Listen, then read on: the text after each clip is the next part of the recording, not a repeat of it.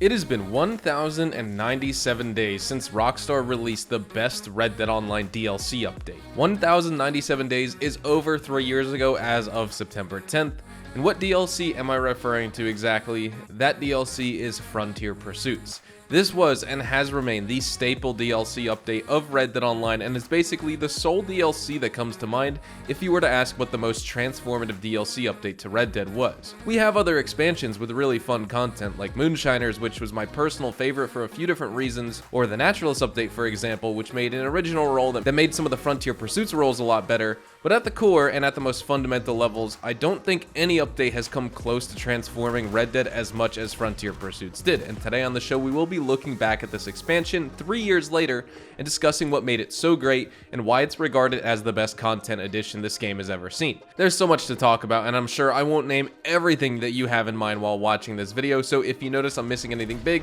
make sure to let me know by posting a comment below. If you enjoy this video at any point, or if you just find it helpful, let me know by dropping a like on it, and if you want to stay up to date with everything Red Dead Redemption 2 and Red Dead Online, consider hitting that subscribe button with your bell notifications turned on.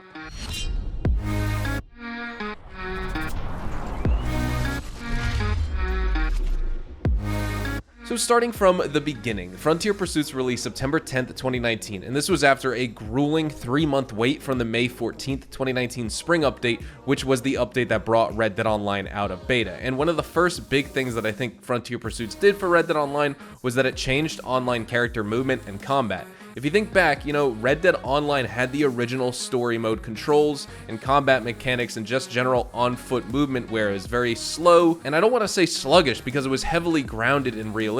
Arthur's a big, heavy dude in the story mode, and our online character movement reflected that, but Rockstar was basically able to speed up all the movement mechanics, the aiming, chambering rounds into weapons faster, being able to go out of a dive into a sprint faster. You were allowed to basically ADS and also kind of jog at the same time. That was something that you needed to click an extra button for originally. Rockstar changed all those movement mechanics, and that helped out the game a lot in my opinion. And then the next big thing, obviously, probably the most obvious, is that Rockstar added all the specialist roles. We received the Bounty Hunter, the Trader, and the Collector roles, which totally changed progression and how players could make money and gold. And all these roles worked interchangeably too, and obviously they still do to this date. Bounty Hunter, you're going after bounties just like you were in the story mode, but you could farm these over and over and over for a lot of gold, money, and XP. Then the Trader, you're just basically able to hunt animals like you could before, whereas like the main money-making method in the beta was hunting animals and selling their pelts and skins to the butcher and the animal meats to the butcher, but now you can turn them into the butcher's table at your camp, produce goods, and Crips would produce goods for you, and then you would sell that wagon for a huge lump sum amount of money. And then Collector, you're going after treasure, you're finding those rare valuables, and if you went across the whole map with the Collector map that eventually released, you could make so much money. You could make several $1,000s daily here in Red Dead Online, and it just,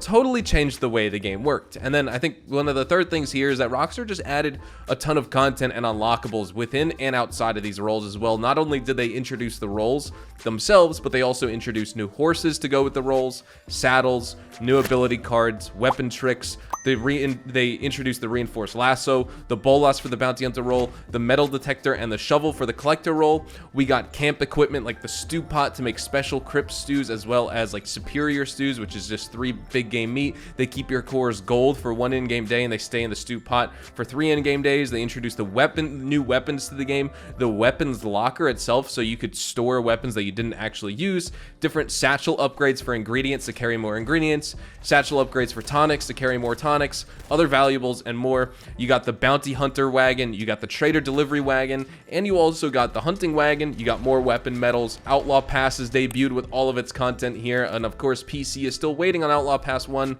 I don't think that'll ever come into the game at this point, but there was just so much content on unlockables, and we just spent a lot of time talking about that. I think one of the fourth big changes here is the quality of life improvements that came to the game and the much needed content balancing. For example, there were a lot of overpowered ability cards that came out with the May 14th, 2019 spring update, and then with Frontier Pursuits, we got certain ability card nerfs, and unfortunately that did introduce a new overpowered ability card meta, but the original OP builds were kind of nerfed at that point. We got different game changes and more in regards to all of that. Then moving on, like I said, the Outlaw Pass debuted, which gave us additional coupons, discounts. Players received small form cosmetic content. We got unique outfits from story mode characters eventually with future Outlaw Passes, and just basically more levels to chase outside of the classic ranks and unlocks. Of course, you need that general progression system in a game, but having the Outlaw Pass with certain content that would be unlocked basically every single level at that point, that is one of the core features of games that I enjoy playing. I like chasing levels, I like grinding, I like farming. You know, I don't want it to be the most monotonous thing ever, but Red Dead Online is really fun to me, and so having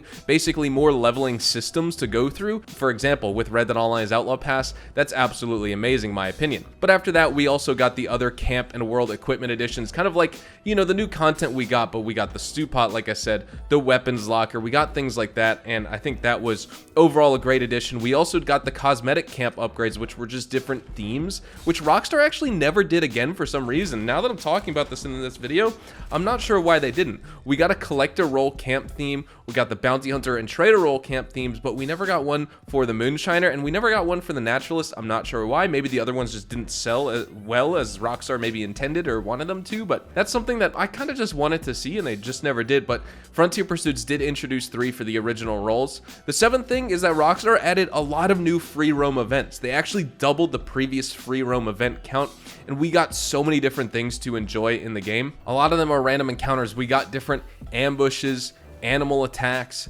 beggar encounters, we got different crash wagons, defending the campsites, you know, the duels that you couldn't necessarily participate in, but those were introduced where you're able to spectate people basically dueling. We had the dog encounters that lead you to treasure, the egg encounters, different escort missions, grave robbing, which I think possibly was introduced with the Moonshiners update or the Naturalist update. I'm not positive, but that was actually no, I think that was Frontier Pursuits, because that was introduced with the collector role and you're able to get collectibles out of that. We have different fame seekers across the map, different kidnappings, outlaw camps, outlaw homestead robberies, like just a whole bunch of different things that were introduced. And then I think one of the last major things is Rockstar did add those several dynamic events too. So not only did we get the free roam events with condor eggs and trade route and things like that, but then again we got the dynamic events too: defend the campsites, treasure map hunters, treasure maps on trees, rescues, a lot of cool things to make a lot of extra money. Like the treasure map hunters and treasure maps on trees, you come across those in game and those are still really special. Like when those occur and those events spawn for me in game, I'm super happy because I know I'm going to make basically a gold bar, another $100 or so here in the game. But that's basically everything I wanted to talk about with Frontier Pursuits. There's so many good things about this update, and even 3 years later, it's just the best update in general. You know, my personal favorite, like I said at the beginning, is Moonshiner, just because of the way that particular role was set up. But I do enjoy probably Frontier Pursuits the most because I engage with that content the most. It just, you know, I like the storyline that went along with the Moonshiner update. That was one thing I wish Frontier Pursuits had, was a storyline with the 5 story missions. If we got 5 missions with that too, that would have been my favorite DLC for sure. But with all that said, that's all we have time for today. We're going to be wrapping things up right here. I have to ask you guys, how do you feel about the Frontier Pursuits update now being more than 3 years old at this point?